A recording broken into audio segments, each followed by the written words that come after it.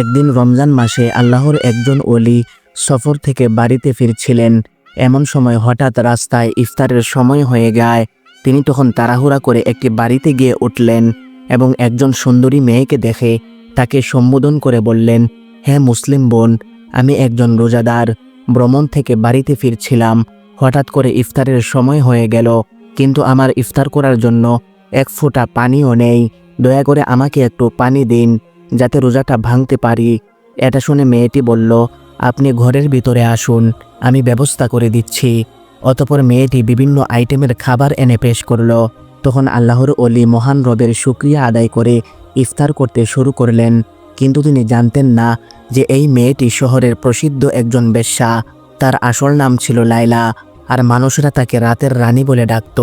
অতঃপর পরের দিন যখন আল্লাহর ওলি ঘুমাচ্ছিলেন, তখন তিনি স্বপ্নে দেখলেন সাদা পোশাক পরিহিত একজন ব্যক্তি এসে বলছেন, হে আল্লাহর বান্দা, তুমি একজন খাঁটি মুমিন হয়ে কিভাবে একজন বেশ্যার বাড়িতে গিয়ে ইফতার করলে?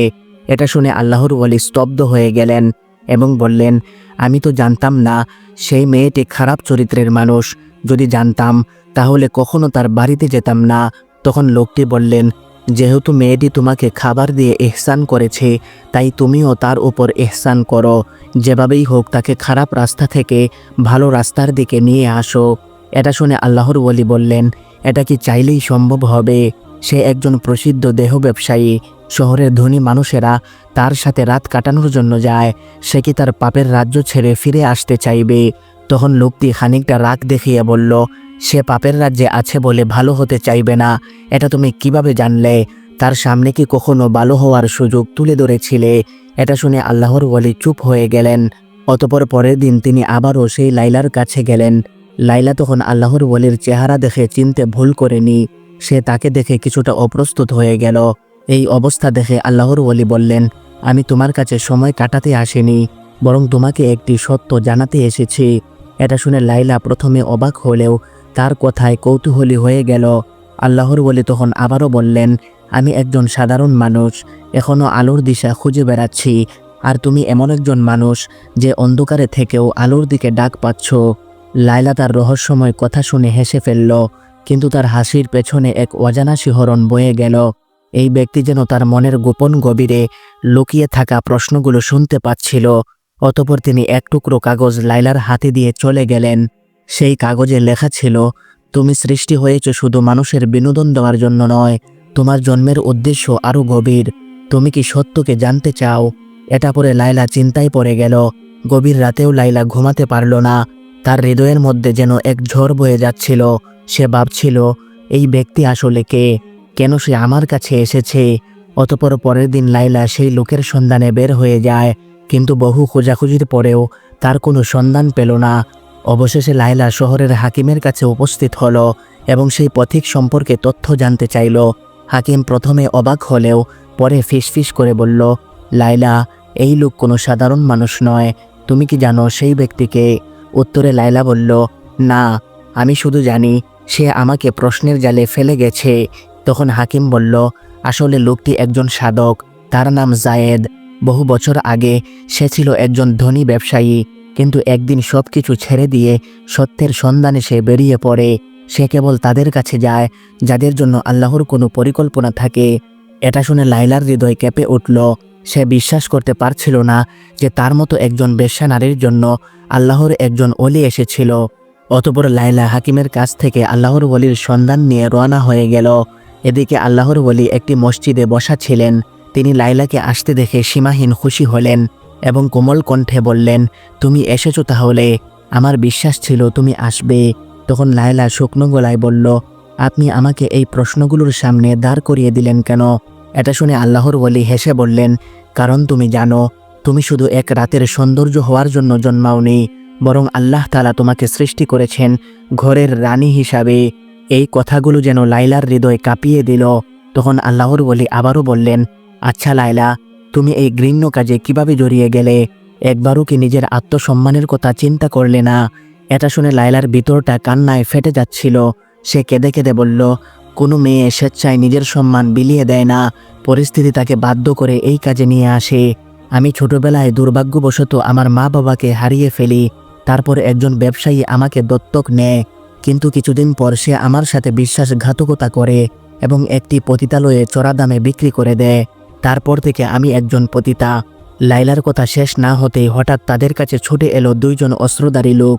তারা এসেই বলল, লাইলা তার পুরনো জীবনেই থাকবে, এই রাতের রানী কখনো আলোর পথ ধরতে পারে না। এটা বলেই একজন অস্ত্র নিয়ে আল্লাহর ওলির কাছে এগিয়ে গেল। এই দৃশ্য দেখে লাইলার হৃদয় দপদপ করতে লাগলো। সে কি করবে কিছুই বুঝতে পারছিল না। একটা সময় লাইলা কাঁপা কণ্ঠে বলল, এই ব্যক্তিকে কোনো আঘাত করবে না, তার কোনো অপরাধ নেই। তোমরা বলো, এখন তোমরা কি চাও? তখন একজন অস্ত্রধারী বলল, তোমার ফিরে আসা দরকার। তুমি আমাদের পতিতালয়ের জন্য একজন রত্ন, আমাদের শক্তির উৎস।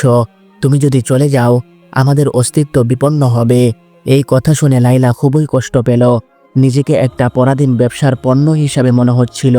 তখন আল্লাহর ওলি নরম কণ্ঠে বললেন, লাইলা, মানুষের সত্যিকারের মূল্য তার অন্তরে লুকানো থাকে। তুমি যদি মুক্তি চাও তবে এখনই সিদ্ধান্ত নিতে হবে। তখন লাইলা গভীরভাবে শ্বাস নিল এবং শান্ত গলায় বলল, আমি আর সেই জীবনে ফিরতে চাই না। এই কথা শুনতেই একজন লাইলার দিকে ঝাঁপিয়ে পড়ল, কিন্তু তার আগেই আল্লাহর ওলি সামনে এসে দাঁড়িয়ে গেলেন। তখন অস্ত্রধারী একটা সজোরে ধাক্কা দিয়ে আল্লাহর ওলিকে মাটিতে ফেলে দেয়। এটা দেখে লাইলা চিৎকার করে উঠল এবং সাহস নিয়ে একটা পাথর দিয়ে আঘাত করল লোকটির মাথায়। অতঃপর চোখের পলকে সে আল্লাহর ওলিকে নিয়ে দৌড় দিল। তারা সর্বোচ্চ শক্তি দিয়ে দৌড়াচ্ছিল আর পেছন থেকে শোনা যাচ্ছিল ধাওয়া করার আওয়াজ। কিন্তু লাইলার মনে এখন শুধু একটাই কথা, আমি মুক্তি চাই, আমি সত্য চাই। এক পর্যায়ে তারা একটি পুরনো বাড়িতে আশ্রয় নিল। আল্লাহর ওলি জায়েদের কপাল থেকে রক্ত ঝরছিল, কিন্তু তার চোখে ছিল প্রশান্তি। তিনি ক্লান্ত গলায় বললেন, লাইলা, তুমি তোমার প্রথম যুদ্ধ জিতে গেছ। তখন লাইলা হাঁপাতে হাঁপাতে বলল, কিন্তু আমার পথ তো এখনও শুরুই হয়নি, না জানি আরও কি কি পরীক্ষা রয়েছে আমার জন্য। তখন জায়েদ মৃদু হেসে বললেন, এটাই তো আসল কথা, পথিকের যাত্রা কখনো এত সহজ হয় না। এদিকে শহরের অন্য প্রান্তে অস্ত্রধারীরা আবারও জড়ো হচ্ছিল। তারা জানত লাইলা পালিয়ে গেছে, কিন্তু তারা এটা জানতো না যে লাইলা আর আগের সেই রাতের রানী নেই। এদিকে পুরনো বাড়িতে লাইলা আর জায়েদ লুকিয়েছিলেন। লাইলার হৃদস্পন্দন তখনও দ্রুত চলছিল, কিন্তু তার মনে এক নতুন অনুভূতি কাজ করছিল। এজন্য এক ধরনের সাহস, এক ধরনের মুক্তির স্বাদ। অতঃপর লাইলা জায়েদকে ফিসফিস করে বলল, আমরা এখন কি করব? তখন জায়েদ ভেবেচিন্তে বললেন, তোমাকে শহর ছাড়তে হবে, কিন্তু এই অন্ধকার জগৎ তোমাকে সহজে যেতে দিবে না। এটা শুনে লাইলা এক মুহূর্ত চুপ করে থাকল। তারপর বলল, কিন্তু আমি কোথায় যাব? আমার তো এই দুনিয়ায় কেউ নেই। তখন জায়েদ বললেন, আল্লাহর দরবারে যার কেউ নেই সেই সবচেয়ে শক্তিশালী। আল্লাহর উপর আস্থা হারাবে না। তিনি ওয়াদা দিয়েছেন, কেউ যদি আল্লাহর রাস্তায় যাওয়ার জন্য চেষ্টা করে তাহলে তিনি অসংখ্য রাস্তা খুলে দিয়ে সাহায্য করবেন। অতঃপর তারা রাতের বেলা শহর ছাড়ার জন্য বের হয়ে গেল, কিন্তু কিছুক্ষণ যাওয়ার পর দেখতে পেল অদূরে এই সীমান্তে অস্ত্রধারীরা টহল দিচ্ছে। এই দৃশ্য দেখে লাইলা এক গভীর শ্বাস নিল। তখন জায়েদ অভয় দিয়ে বললেন, ভয়ের কিছু নেই, শহরের একটি গোপন সুড়ঙ্গ পথ রয়েছে যা অনেক পুরনো। তার ব্যাপারে কেবলমাত্র কিছু অভিজ্ঞ লোকই জানে। আমরা সেই পথ দিয়েই পালাবো, তুমি অযথা ভয় পাবে না। তখন লাইলা মুচকি হেসে বলল, কিসের ভয়? আপনি যেহেতু সাথে আছেন তাই ভয় পাওয়ার কিছুই নেই।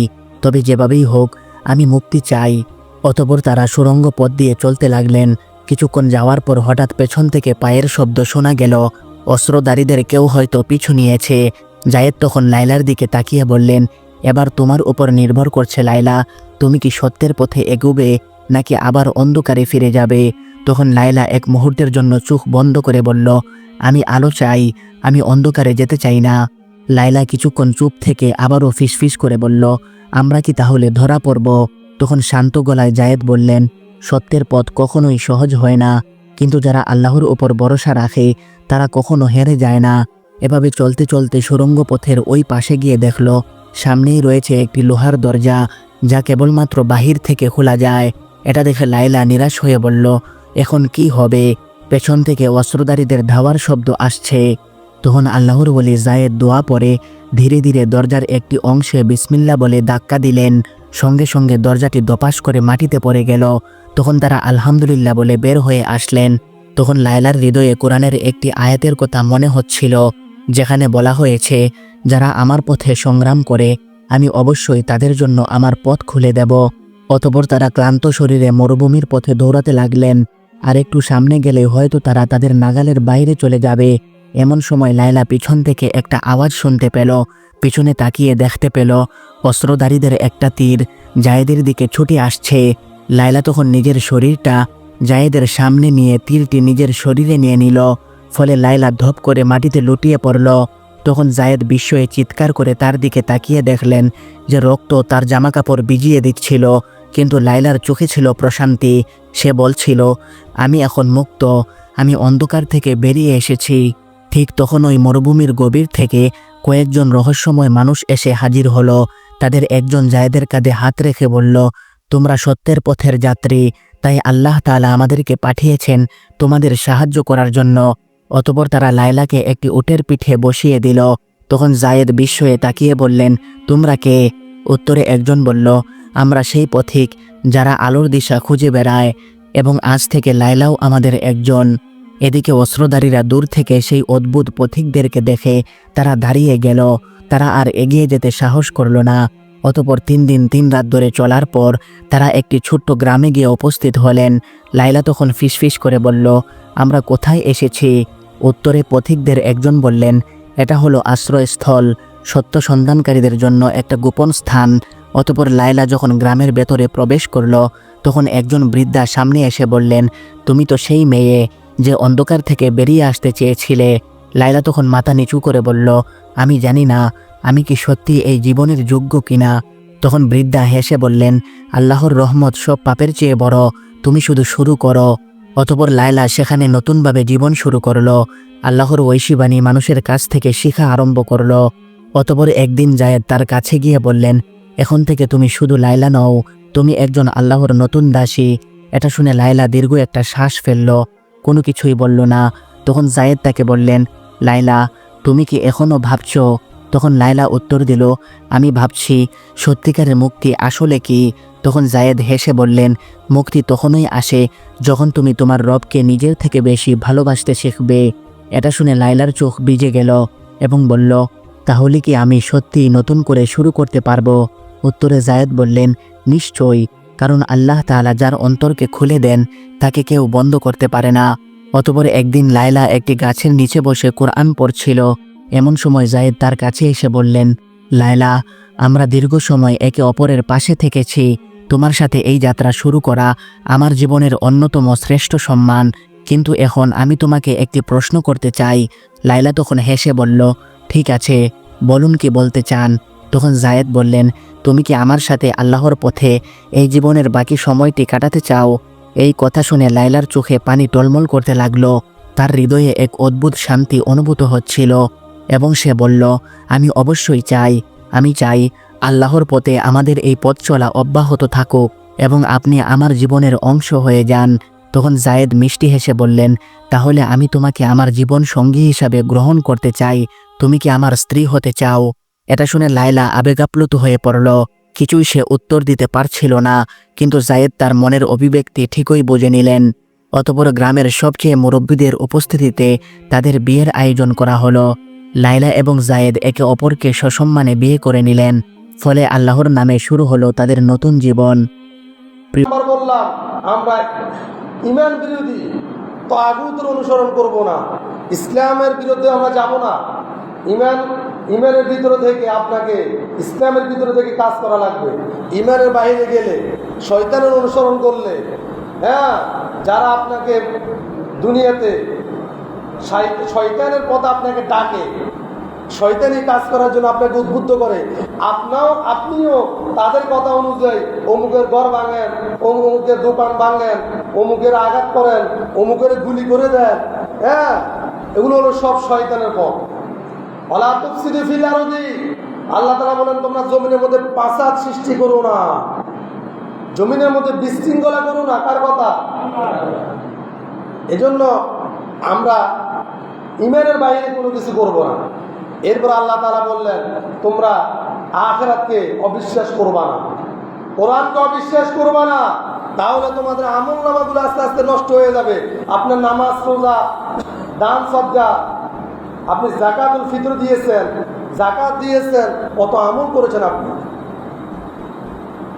শুধু তাই নয়, রব্বুল আলামিন সূরা মুহাম্মাদের 8-9 নম্বরে বলতেছেন আল্লাযীনা কাফারু ফাতাসাল্লাহুম ওয়া আদাল্লা আমালাহুম। রব্বুল আলামিন বলেন, তোমরা যদি আল্লাহ তাআলা যালিকা আনজালাল্লাহু ফাহবাতা আমালাহুম, আল্লাহ তাআলা আসমান থেকে যে কোরআনুল কারীম নাযিল করেছেন, যদি এই কোরআনুল কারীমকে যদি আপনি অস্বীকার করেন, যালিকা বিআন্নাহুম কারিহু মা আনজালাল্লাহ, আপনি যদি কোরআনকে যদি আপনি অস্বীকার করে বসেন, তাহলেও কিন্তু আপনার আমলনামা বরবাদ হয়ে যাবে। এই জন্য কোরআনুল কারীম আল্লাহ হাজার হাজার আয়াত দিয়েছেন। আমরা অনেকে বলি 6666 অথবা 6263 বলতেছেন কেউ কেউ।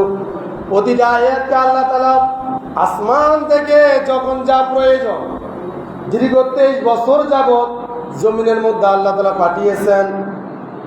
যখনই যে আয়াতের প্রয়োজন হয়েছে তখনই আল্লাহ তাআলা ওই আয়াত পাঠিয়েছেন। ঠিক কিনা বলেন? যখনই যেটা প্রয়োজন, রোজার আয়াতের প্রয়োজন আল্লাহ রোজার আয়াত দিয়েছেন।